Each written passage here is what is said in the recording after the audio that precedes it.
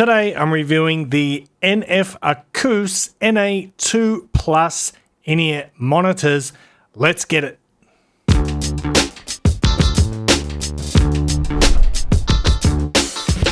What's cracking, audio fans? It's David here from Prime Audio Reviews. So the NF Acous, previously known as NF Audio, but the NF Acous NA2 Plus, this is a single dynamic driver IEM. It's got a 10mm dynamic driver and it's priced around $160 US. Now, NF Acous is a brand that I'm quite familiar with. I've done a few of their IEMs in the past when they were still NF Audio. I've been always impressed with their products, and I think to this day that they're a underrated brand in terms of when it comes to audio quality. And that is the case again here with the NA2 Plus, but I just want to get something off my chest before I get onto the IEMs, and that is this stock cable that comes with it, because this is a piece of shit.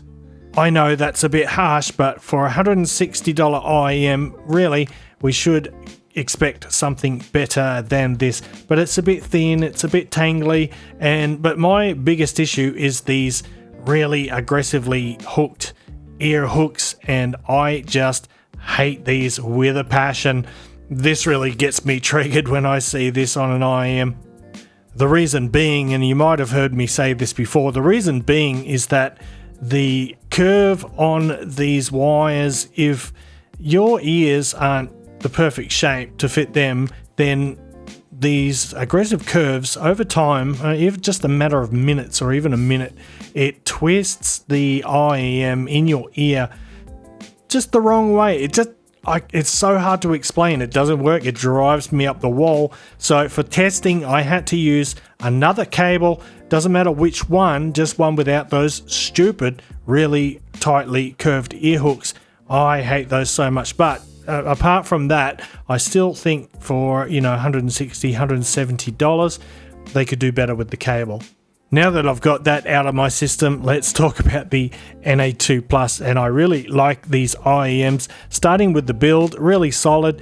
Look, a lot of their stuff has the same design language. NF Acous, they're not really like a tri-fi IEM brand. They label themselves as a professional audio brand, so their stuff might not be as flashy as some others, but the quality of the construction and the materials is top notch. And these shells are super comfortable. They're sort of all day long comfort. But let's get onto the sound, and I like these quite a lot. They have what I would consider a neutral bright sound signature. You could call it U-shaped. You've got a bit of a lift in the mid bass and a bit of a lift in the presence region and the lower treble. But let's talk about the bass. The bass is really, really nice. It does have a bit of a sub bass roll off, but it is fairly subtle. I like the reasonably linear transition from the sub bass to the mid bass. And the bass has just the right amount of weight to it, combined with a nice definition, nice clean leading edges. So you get those nice crisp attacks and a nice natural full body decay. It probably doesn't look like a lot of bass on the graph, which I forgot to mention until just now. But actually, yeah, it's a really good quality bass, and I don't feel it lacking in any way. Even the sub bass, I feel, is sufficient. Of course, for if you're listening purely to maybe electronic or dub music where you live for those big bass drops, then you might not find what you're looking for here. But otherwise, for just about all music, there's plenty of bass here in terms of quantity. But it's a really good quality bass. It's clean, it's well defined, and it is textured, and it doesn't bleed into the mid-range. Speaking of the mid-range, we've got a nice forward mid-range, excellent clarity, so great clarity on vocals and instruments. Vocals sound nice and natural. The timbre from top to bottom on these IEMs is very, very good. I would call it above average in its price range, in that sort of $150 to $200 mark. I would say the timbre, quality of the timbre is above average, and just the general tone sounds very accurate, kind of like a studio monitor, which I think is kind of the direction they wanted to go with these. So it is a fairly accurate IEM, but it is still quite musical. It's not dry or analytical. Some people might want a bit more fullness in the bass. I don't feel that for some reason, probably because the mid bass is not scooped out. Despite there not being that big sub bass lift, the mid bass is full and present. And that's what you're listening to most of the time in most genres of music. But anyway, back to the mid-range, we do have that pretty significant lift in the presence region. I don't find these shouty at all. I do find they can get a little bit bright if you are listening to something like hard rock and you turn the volume up loud. It gets a little bit edgy, but for just normal listening, for most music genres, I don't have a problem with these at all.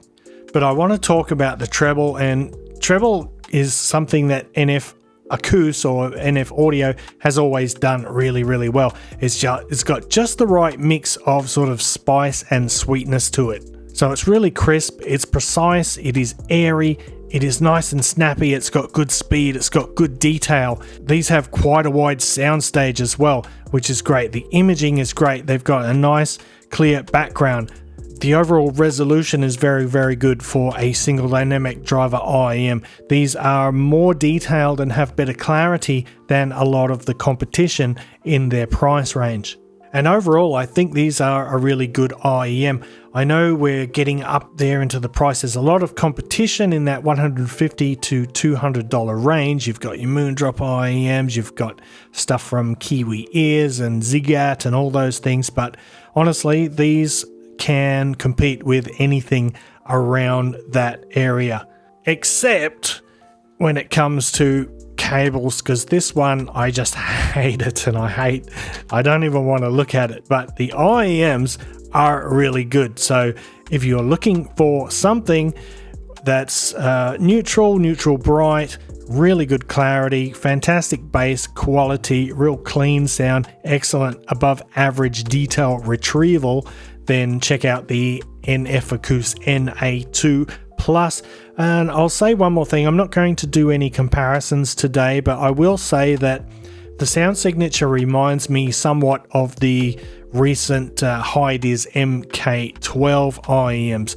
But these are slightly more forward in the mid-range. They have a bit airier, nicer, sweeter treble in my opinion, whereas the MK12 has a bit more bass impact. But anyway, that's the NA2 Plus.